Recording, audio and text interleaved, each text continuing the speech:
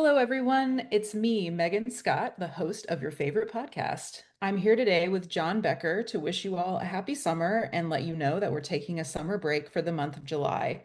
We'll be back in August with season 2 of the Joy of Cooking podcast. Before we go, we wanted to give you all a little summer homework in the form of some of our favorite summer recipes. If you make any of these, please let us know how you like them by tagging us in your post or story on Instagram at The Joy of Cooking. We are also on Blue Sky at Joy of Cooking. Yeah, so some of the recipes that we'd love for folks to make are the cold brewed tea recipe on page 8. It's a great summer recipe because it requires no heating of any water. The thing about tea that drives me kind of bananas is that you have to heat up all this water and then you have to cool it down again. So you don't get to have tea right away unless you do some fancy footwork with like ice cubes and cold water.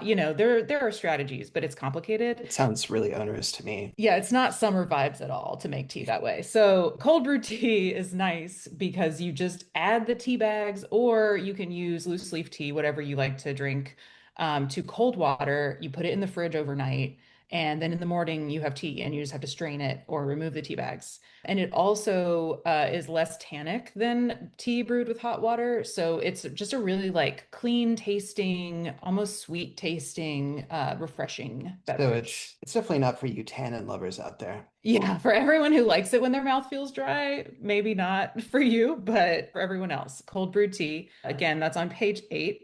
And then the second recipe we have for you is our Kalbi recipe on page 459.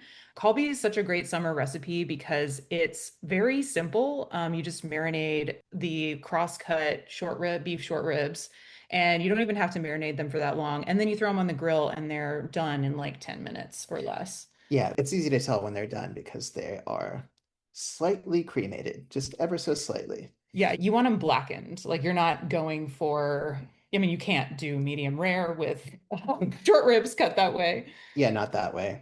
Medium rare short ribs are actually a thing, but they have to be pretty thick. It's kind of counterintuitive. I feel like we're all taught that we should be either, well, just cooking short ribs for a really long time, but they're delicious that way, but not with this cut. Do you have any general grilling advice, John?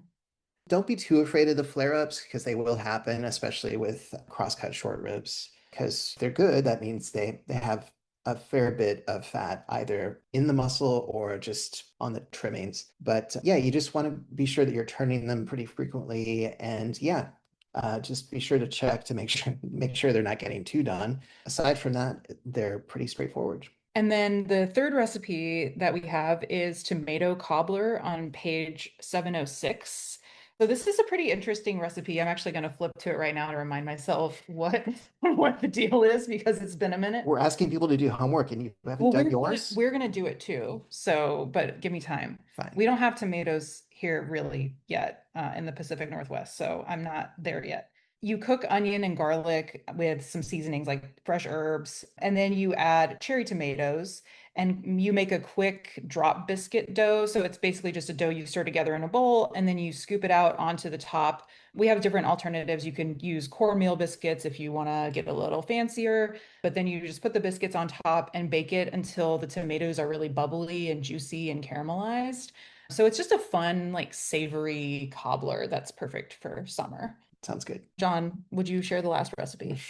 Chocolate sorbet. This is another one we added to the 2019 edition. It's on page 848, and it is really straightforward. It's just chocolate and And cocoa powder, no less. Like it doesn't actually have any chocolate in it. It's all made with cocoa powder.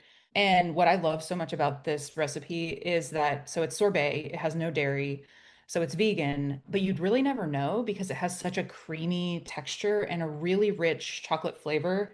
And actually, I kind of like it better than chocolate ice cream. I'm going to back that up right now. I know that's a controversial thing to say, but I like it better because you actually taste the chocolate flavor better because the dairy's not there.